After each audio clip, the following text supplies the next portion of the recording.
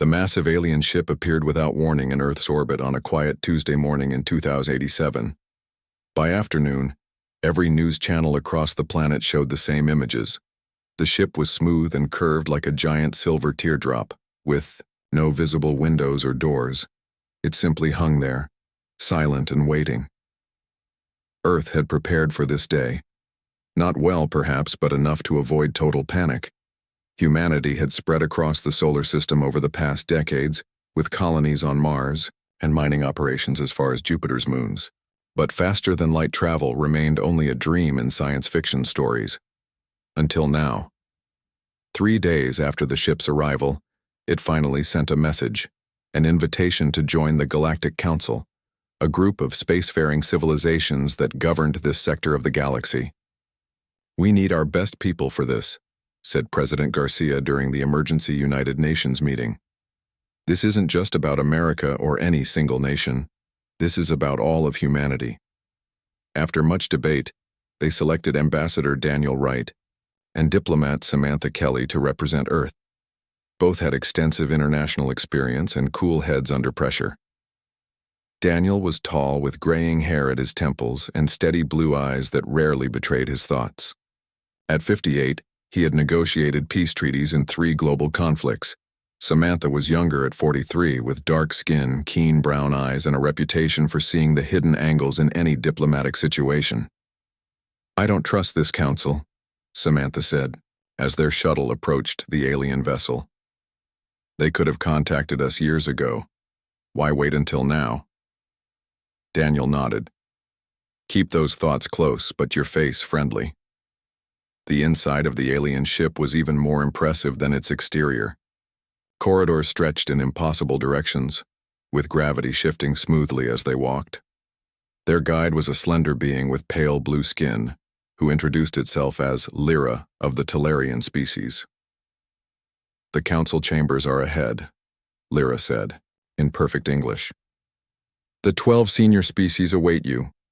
The chamber was a vast circular room with raised platforms arranged in a tiered semicircle. Each platform held representatives of different alien species. Some looked almost human, while others were so strange that Daniel's mind struggled to make sense of their forms.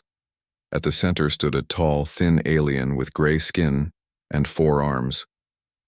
"I am High Counselor Zex of the Zealotid," it announced. "We welcome Earth to this gathering." For hours, the council members introduced themselves and explained the galactic political situation. The Vorn were clearly warriors, with thick, armored skin and aggressive postures. The Meladins looked like giant insects, but spoke with musical voices about trade routes. The quarrel seemed to be made of living crystal. Each species was more amazing than the last. But as the meeting progressed, Daniel noticed a pattern in their questions. They asked about Earth's weapons, about human aggression, about conflicts. They seemed less interested in human art or science except in how they might be weaponized. "And now," said High Counselor Zex after the introductions, "we must discuss Earth's status." "We hope for full membership," Daniel replied, "with equal standing and rights." A rumble of what might have been laughter came from the Vorn section. Their leader, Commander Traz Nul, leaned forward. "Your species has barely left its own solar system. You have no understanding of galactic politics or trade. You would be crushed without protection." "We propose protectorate status," Zex continued, smoothly. "Earth will receive our guidance and protection in exchange for certain limitations." Samantha stepped forward. "What limitations?" The terms were presented on floating screens. Humans would not be allowed to develop certain technologies. Military expansion would be strictly controlled. Resource gathering would require council approval. Earth would have no vote in council matters for at least 100 years. "This isn't membership," Daniel said quietly. "It's control. It is protection," insisted a bulbous creature that had introduced itself as the Golgani representative. "There are dangers in this galaxy that would see your world as nothing but resources to harvest." "Like the Krell incursion," added another council member.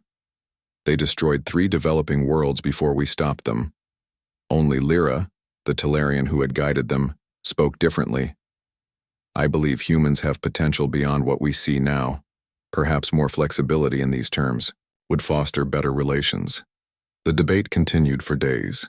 Daniel and Samantha transmitted everything back to Earth, where experts analyzed every word and suggestion. The more they learned, the less they liked the offer. "They're treating us like children," President Garcia said during their private communication, "or like pets to be trained." After a week of negotiations, Daniel formally requested modifications to the Protectorate Agreement. He asked for technology sharing, a timeline for full membership, and fewer restrictions on human expansion. The Council's response was immediate and unified. "No. You do not understand your position," said Commander Traz Newell of the Vorn. "We have encountered species like yours before. Aggressive, quick to fight, dangerously curious. Without strict guidelines, you would bring chaos to ordered systems. We have studied your history," added High Counselor Zex, "your world wars, your nuclear weapons, your endless conflicts. You need guidance to join galactic civilization properly." Daniel kept his face calm, but inside he felt a growing anger. "Then perhaps we need more time to consider your generous offer," he said, choosing each word carefully. For the next month, Daniel and Samantha attended council meetings, toured parts of the massive ship, and met with individual species representatives. They sent regular reports back to Earth, including detailed scans they managed to take without the Council's knowledge. During this time, they learned troubling things. Council ships had been observed near Jupiter and Saturn, taking resources without permission. Some Council members spoke of humans as if they were lab specimens. And most concerning, Daniel caught glimpses of military discussions that seemed centered on Earth. "They're afraid of us," Samantha realized one night in their quarters. "For all their advanced technology, they see us as a threat." "Not all of them," Daniel replied. "Lyra and a few others seem genuinely interested in fair relations. But they're the minority." The breaking point came 3 months after first contact. Earth's scientific team discovered hidden monitoring devices at key locations around the planet. When confronted, the Council claimed they were standard security measures for new Protectorate candidates. That same week, Daniel and Samantha were presented with a revised agreement, one with even stricter limitations on human development. "This is your final opportunity," High Counselor Zex stated. "Accept these terms or remain isolated in your small system until you reach a more reasonable perspective." Daniel stood tall before the Council. His voice was calm but firm as he delivered humanity's response. "We regret that talks have reached this impasse. Humanity will now return to Earth to consider our options." With those simple words, he turned and walked out of the Council chamber. Samantha followed, her face showing nothing of her inner thoughts. Behind them, the Council erupted into surprise discussions. No potential member had ever simply walked away from negotiations. They did not understand humans at all. 2 years passed since the first contact with the Galactic Council. The massive alien ship remained in Earth orbit, a constant reminder of humanity's new place in the universe. Weekly meetings continued between Earth representatives and Council members, but little progress was made. Major Kyle Peterson stood at the window of the Europa military outpost, watching Jupiter's swirling clouds in the distance. At 42, he had the weathered face of someone who had seen too much. His job as Earth Defense Force security chief kept him busy, especially now. "Major, you need to see this," said Lieutenant Frank Rivera, rushing into the room with a tablet. Kyle reviewed the footage from their deep space probes. It showed Council ships near Saturn's rings extracting ice and minerals without permission. "This is the 3rd time this month," Kyle said, his voice tight with anger. "They take what they want while telling us we need permission to mine our own system." Back on Earth, Dr. Olivia Martinez made a disturbing discovery of her own. As head of the scientific response team to alien contact, she had access to all data related to Council interactions. "They've been collecting samples," she told the emergency committee meeting. Her brown eyes were serious behind her glasses as she displayed evidence on the large screen. Human DNA, blood samples, cultural data, all taken without consent during their goodwill visits to our facilities. President Garcia listened carefully. 2 years of failed talks had tested everyone's patience. So they study us while pretending to negotiate. Exactly, Olivia confirmed. And based on what we've learned about their technology, they see us as primitive. They don't think we notice their activities. In a secret facility beneath the Rocky Mountains, another project was taking shape. Dr. Nathan Rogers led a team of the world's best scientists in developing something the Council would never expect. The principles are unlike anything in their technical database, Nathan explained to the small group of government officials. He was in his 50s with curly gray hair and intense green eyes that lit up when he talked about his work. They think we're limited to conventional physics, but what we've discovered here, he gestured to the complex equations on the wall. This will change everything. Meanwhile, on the council ship, Ambassador Daniel Wright faced yet another frustrating meeting. The chamber felt colder than usual as High Counselor Zex spoke. Your continued resistance to our generous protectorate terms is concerning, Zex said. Many council members believe stronger measures are needed. Commander Trasnul of the Vorn stood up, his armored skin gleaming under the lights. My species proposes direct military supervision of Earth. For their own protection, of course, and my species, added the zealotted trade minister, suggests economic isolation until humans recognize their proper place. No more technology exchanges, not even the limited ones we've permitted. Daniel noticed how several species remained silent, unwilling to speak against the dominant council members. Only Lyra of the Talarians offered support. The humans have legitimate concerns, Lyra said. They've detected unauthorized resource extraction in their system. Their request for equal treatment deserves consideration. Naive as always, Lyra, Trasnul dismissed. Primitive species require guidance, not equality. After the meeting, Daniel and Samantha Kelly were escorted back to their quarters. Over the past months, they had noticed increased restrictions on their movements throughout the ship. They're watching us more closely, Samantha whispered once they were alone. She pointed discreetly to a new device in the corner of the ceiling. And these new monitors are everywhere. Daniel nodded. President Garcia's last message said the science team is ready. We need to decide soon. A week later, Daniel requested a special council session. All 12 senior species gathered, curious about this unusual human initiative. Honored Council, Daniel began, standing tall at the center of the chamber. For 2 years, we have attempted to find common ground. Today, I present evidence that may help explain our reluctance to accept your terms. The large screen behind him displayed images of council ships mining Saturn's rings, followed by data showing unauthorized biological sampling of humans. These activities violate the preliminary agreements we signed when talks began, Daniel said calmly. We ask the council to explain these actions. The reaction was immediate. High Counselor Zex dismissed the evidence as standard research protocols. Commander Trasnul called it human paranoia. Others simply looked away, uncomfortable but unwilling to challenge the council leadership. After 3 hours of denials and excuses, the council voted 9-3 to dismiss the human complaints. Only the Talarians and 2 minor species supported Earth's position. Furthermore, Zex announced, due to human unpredictability, we are implementing new oversight measures. Council representatives will be stationed on Earth and all colonies to ensure compliance with galactic standards. The chamber grew quiet, waiting for the human response. Daniel looked at Samantha, then back at the council. His face showed no anger, no surprise, only calm determination. We regret that talks have reached this impasse, he said simply. Humanity will now return to Earth to consider our options. With those words, Daniel and Samantha turned and walked toward the exit. Several council members laughed at what they saw as a childish display. You will return, called Commander Trasnul. You have no choice. Only Lyra seemed concerned, rushing to catch them before they left. Ambassador Wright, please reconsider. Some of us truly want peaceful relations. Daniel paused. Some is not. Enough, Lyra. But remember this moment when things change. Back on Earth, Daniel and Samantha reported directly to the emergency committee. Representatives from all major nations listened as they described the council's decision.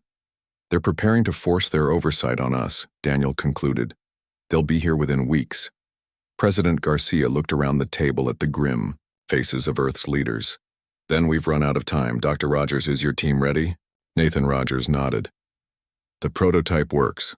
We can begin full production immediately. And Operation Departure?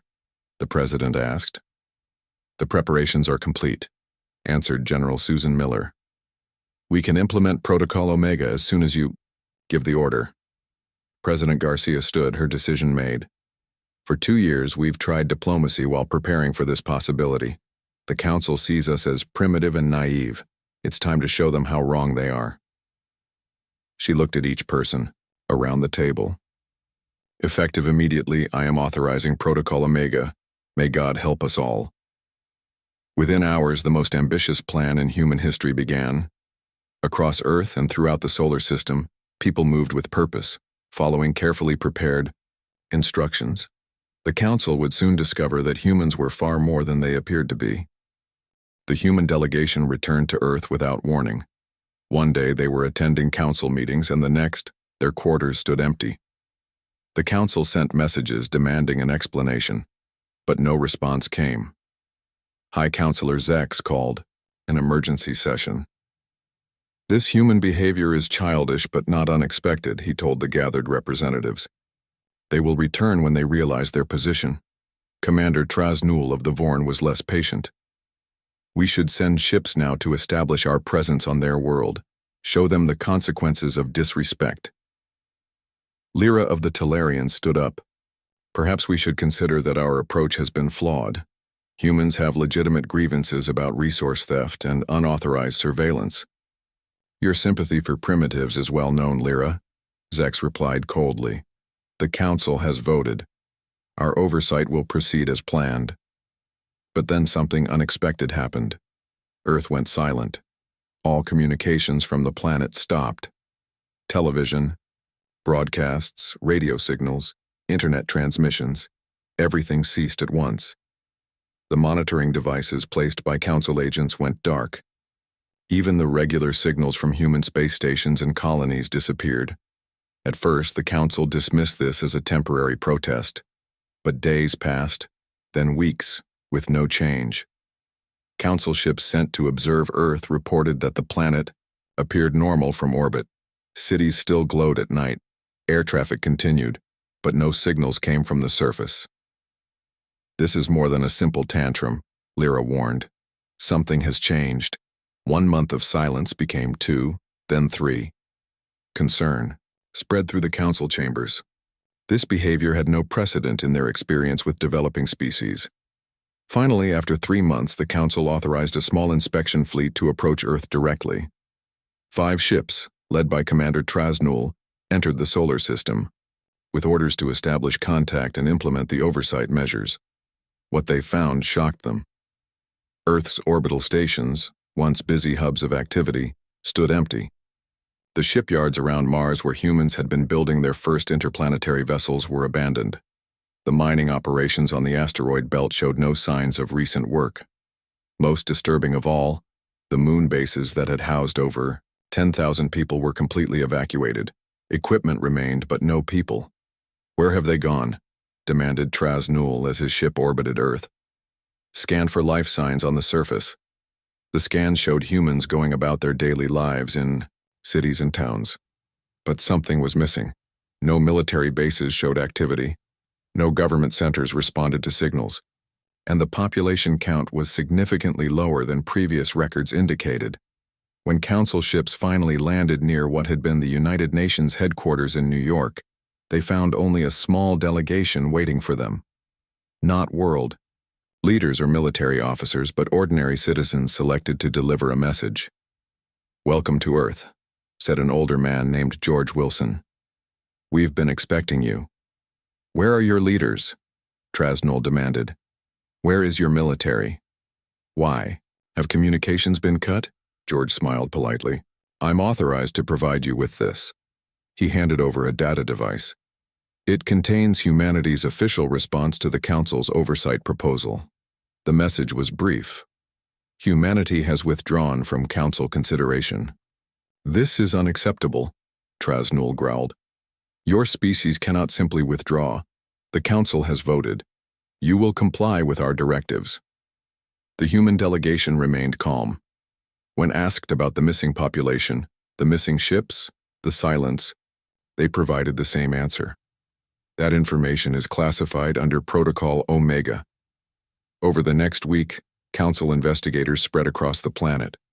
They found that approximately 800 million humans, nearly 10% of the population, had vanished.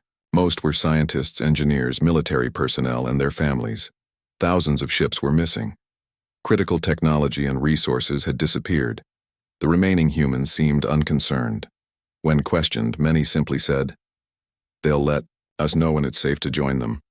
Lieutenant Erica Johnson watched the alien investigators from her apartment window. At 34, with short blonde hair and sharp blue eyes, she had been chosen for a special task in the months before the departure. Her team had spent weeks finding and removing every Council surveillance device on the planet. Now, as head of the remnant security force, she monitored the aliens' activities while maintaining the cover story. Her comm unit buzzed, a secure line that the Council couldn't detect. "Status report," said the voice of General Susan Miller. "The Council is confused and frustrated," Erica reported quietly. "They've searched every part of the solar system but found nothing. Phase 1 is complete." "Good," the general replied. "Dr. Rogers has successfully tested the full system. Phase 2 will begin on schedule." In her small office at the Council inspection base, Lyra reviewed the reports with growing concern. The data made no sense. How could hundreds of millions of humans disappear without a trace? Where had their ships gone? Even with the primitive technology the Council believed humans possessed, such a mass evacuation should have been impossible to hide. Unless Lyra accessed the original scans of human technology from first contact 2 years ago. Then she compared them with readings taken from the devices left behind. There were subtle differences, signs that the original technology had been modified to appear less advanced than it actually was. "They deceived us from the beginning," she whispered. That evening, the Council inspection team gathered to discuss their findings. Commander Trasnul was furious. "These primitives think they can hide from the Council? We will find them and teach them the price of defiance." A junior officer spoke up. "Sir, we've completed our analysis of their abandoned shipyards. The technology they were developing, it doesn't match our understanding of human capabilities." "Explain," demanded Trasnul. "The engine designs we found in their computers, they're not standard propulsion systems. They appear to work on principles our scientists don't fully understand." The room grew quiet. Council species prided themselves on their technological superiority. The idea that humans might have developed something beyond their understanding was disturbing. Lyra finally spoke. "I believe we have severely underestimated the humans. They allowed us to see only what they wanted us to see." "Impossible," Trasnul dismissed. "They barely left their solar system." "That we know of," Lyra countered. "What if they've been exploring in ways we couldn't detect? What if Dr. Rogers' project that Ambassador Wright mentioned was more advanced than we assumed?" As the argument continued, a young human woman entered the inspection base. She walked directly to Lyra and handed her a small data device. "From Lieutenant Johnson," she said simply, then left. When Lyra activated the device in private, a message appeared. "Watch the sky tomorrow at dawn. The truth will be revealed." The next morning, Lyra stood outside the base as the sun rose. At first, nothing seemed unusual. Then, one by one, points of light appeared in the sky. Too many to count, too bright to be stars. They moved in perfect formation, creating patterns impossible for random objects. Her communication device signaled an incoming message from the Council ship in orbit. The officer's voice was tense with alarm. "Counselor Lyra, we're detecting massive energy signatures throughout the solar system, thousands of them appearing from nowhere. They match no known technology." Lyra looked up at the lights. She understood now why the humans had departed so abruptly. They had never been trapped. They had simply been waiting. The Galactic Council chamber had never been so chaotic. Representatives shouted over each other as reports flooded in from across the galaxy. The massive ships that had appeared throughout Earth's solar system had vanished as quickly as they came, but their message was clear. Humans possessed technology far beyond what the Council had believed possible. This is impossible. High Counselor Zex pounded his forearms on the podium. How could they hide such capabilities? Where have they gone? The Vorn delegation was in disarray. Commander Trasnul had ordered their entire fleet to battle readiness, expecting human attacks at any moment. They must be planning revenge for our treatment, he insisted. We must strike first, find their hidden bases. Across Council space, markets crashed as word spread of the human departure. Trade routes were disrupted as ships diverted to protect core worlds. 3 minor species that had been considering Council membership withdrew their applications. In the midst of this panic, Lyra of the Tellarians stood calmly.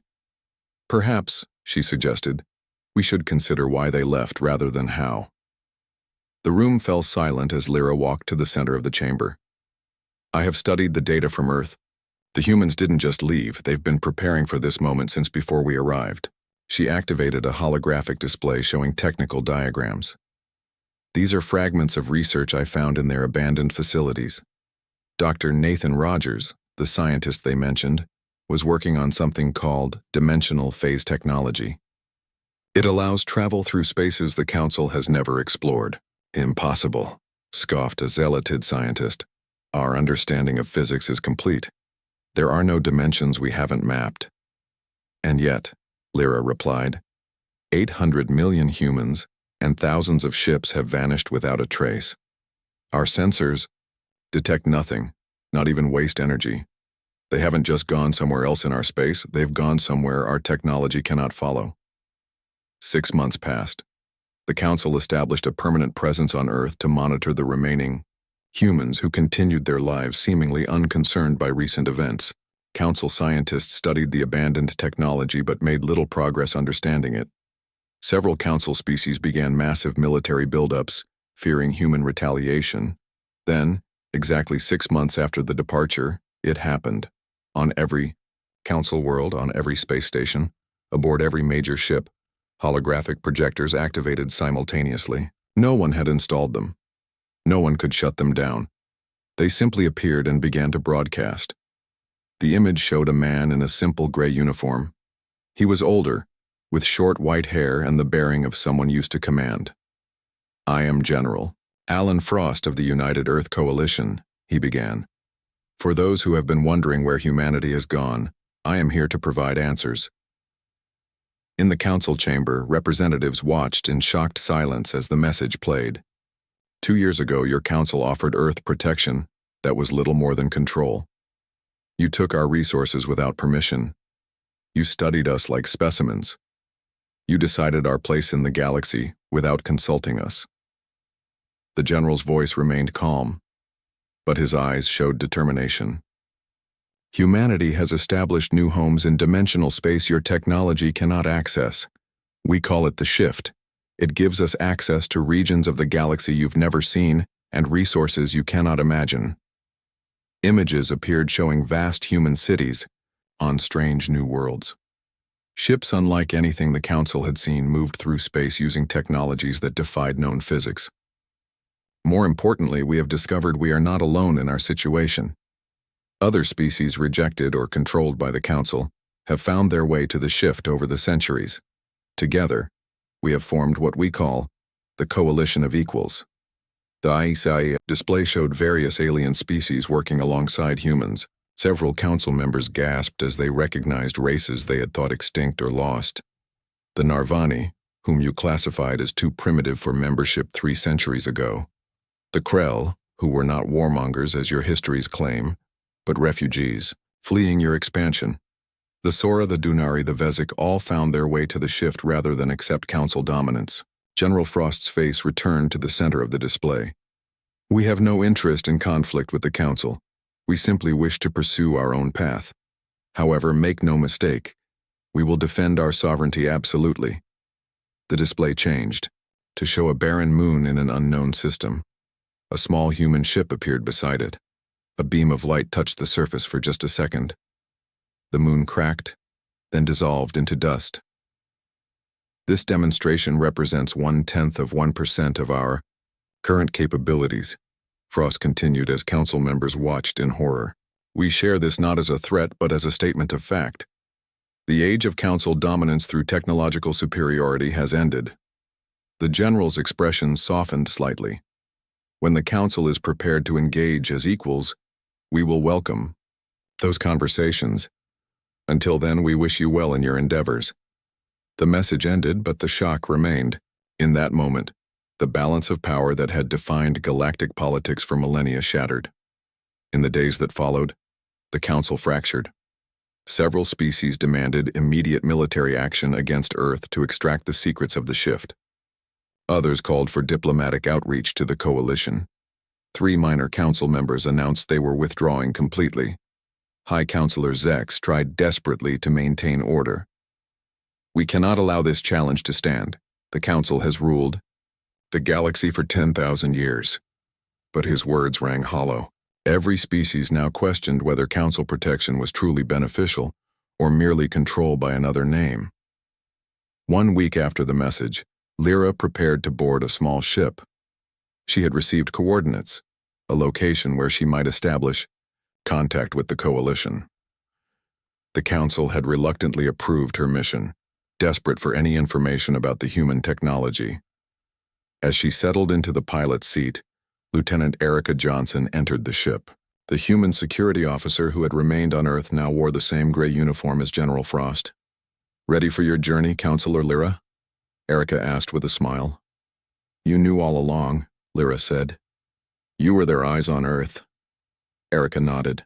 "Some of us stayed behind to monitor the Council's reaction and to identify potential allies.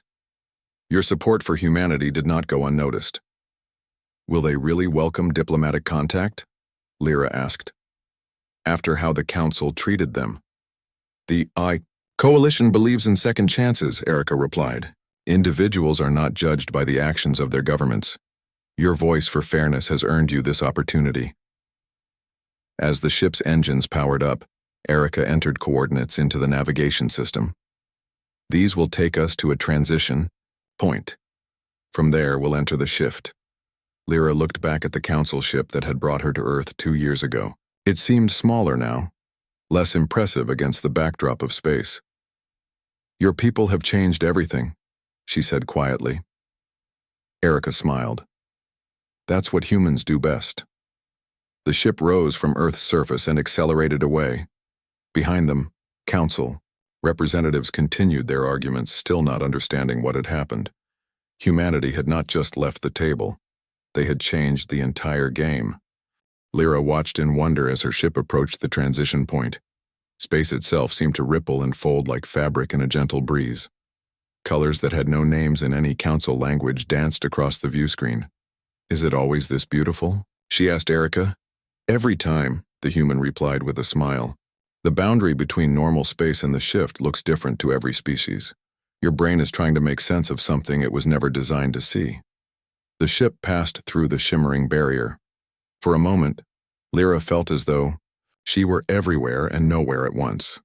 Then reality snapped back into focus, but everything had changed. Stars looked different here. The blackness of space had a quality Lyra couldn't describe. Deeper somehow, yet filled with more possibility. In the distance, she saw structures that defied conventional understanding of physics. Massive ring-shaped habitats spun slowly, connected by bridges that seemed to bend through dimensions rather than merely through space. "Welcome to Coalition Space," Erica said. "Or more accurately, Shift Space." Their ship approached one of the rings. As they drew closer, Lyra saw it was much larger than she had first thought. Millions of people could live in such a structure. "How many humans are here now?" she asked. "All 800 million who left Earth, plus about 3 million who arrived in the last 6 months," Erica answered. "But humans are just one part of the coalition. There are currently 27 species who have joined us." The ship docked at a massive station that served as the entry point to the habitat. As they walked through its corridors, Lyra saw beings she recognized and others completely new to her. A group of tall, slender aliens with iridescent skin nodded respectfully as they passed. The Narvani, Erica explained. They were the first species to discover the shift, though they couldn't fully access it without help. They entered a large circular room where representatives of various species gathered around a table. At its head sat General Alan Frost, the man from the holographic message. Counselor Lyra, he greeted her, standing. Welcome to New Dawn Station. We're pleased you accepted our invitation. Lyra bowed slightly. I am no longer a counselor. The Talarian government recalled me after I agreed to this mission. They fear council retaliation. Then you are here as Lyra of Talaria, a free individual, Frost said. Please join us. For the next several hours, Lyra learned the true history of the shift and the coalition. The Narvani had discovered it 3 centuries ago when the council denied them membership. Unable to fully utilize their discovery, they had lived in partial seclusion, occasionally making contact with other rejected species. When humans discovered the same principles through Dr. Rogers' research, they quickly mastered the technology and expanded it. Unlike the council, they freely shared their knowledge with the Narvani and others. We've built something different here, explained Dr. Rogers himself, now older than in the Earth records but still energetic. No species claims superiority. No one dictates terms to others. We share knowledge, resources, and protection equally. How did you hide this from the council for so long? Lyra asked. We didn't, not completely, Rogers replied. There were signs in the data, anomalies in deep space readings, but the council is so convinced of its own superiority that it ignored the evidence. In the following days, Lyra toured coalition settlements. She saw humans working alongside Narvani engineers to build new habitats. She watched Krell scientists teaching human children about sciences the council had never imagined. Everywhere, species that the council had rejected or controlled now thrived in cooperation. Meanwhile, across council space, the panic continued. Without access to shift technology, council species found their economic and military dominance threatened. Trade, routes that had stood for millennia, suddenly seemed vulnerable. Resources once thought abundant now appeared limited compared to what the coalition could access. Some council members advocated for war, though none could explain how to fight an enemy who could simply step sideways into another dimension. Others began internal reforms, hoping to prevent their own populations from seeking coalition contact. 3 weeks after Lyra's departure, the council received another message. This time, it came through official channels, a formal diplomatic communication. The Coalition of Equals extends greetings to the Galactic Council, it began. We propose a summit to discuss the new reality of our coexistence. We suggest neutral territory and normal space, with equal representation from both sides. The council chamber erupted into arguments once more. Commander Trasnul of the Vorn led those opposing any contact.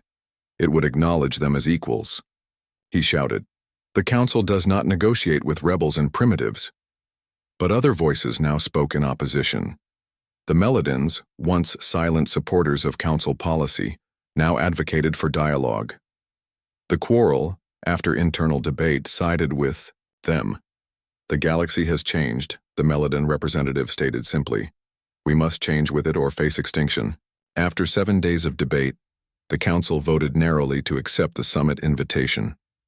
Back in shift space, Lyra sat with Daniel Wright and Samantha Kelly, the human ambassadors who had walked out of the council chamber 2 years earlier. Did you plan this all along, she asked. Even during those first negotiations? Daniel smiled.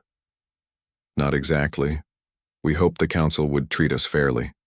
But yes, Protocol Omega was being developed from the moment your ship appeared in Earth orbit. Humans have always prepared for the worst while hoping for the best, Samantha added. It's why we've survived. On the day of the summit, representatives from both the council and coalition gathered on a small, neutral world. The council arrived, in their grand ships with ceremonial guards and displays of wealth. The coalition delegation simply appeared, stepping through a shimmer in the air that marked a shift transition point. General Frost led the coalition representatives, including humans, Narvani, Krell, and others. High Counselor Zex led the council delegation, his forearms arranged in formal posture. As they took their places at the round table, a human insistence that there be no head position, Lyra noticed how different the two groups appeared. The council representatives wore elaborate formal attire, weighted with symbols of authority. The coalition members dressed simply, their only common feature a small insignia showing a spiral galaxy with a path cutting through its center. Today marks a new chapter in galactic history, Frost began. Two civilizations meeting as equals to determine a peaceful future. Zex's skin darkened in what Lyra recognized as anger barely controlled. The council has ruled for 10,000 years. Your coalition is barely 2 years old. Age does not determine validity, replied the Narvani representative. Nor does tradition guarantee wisdom. The negotiations would be difficult, Lyra knew. Centuries of council dominance would not fade quickly. Old prejudices and fears ran deep. But as she watched humans speaking calmly with species they had only recently met, sharing ideas and finding compromise, she felt something she had not experienced in her long council service. Hope. The universe had become larger, stranger, and more wonderful than the council had ever allowed it to be. And it had taken humans, stubborn, inventive, defiant humans, to show them all what was possible when talks ceased and action began. In the sky above the summit, stars shone in patterns familiar to council astronomers for millennia. But, beyond them, invisible to conventional sensors, the shift waited with all its possibilities. The future, at last, was truly unknown. And in that uncertainty lay freedom.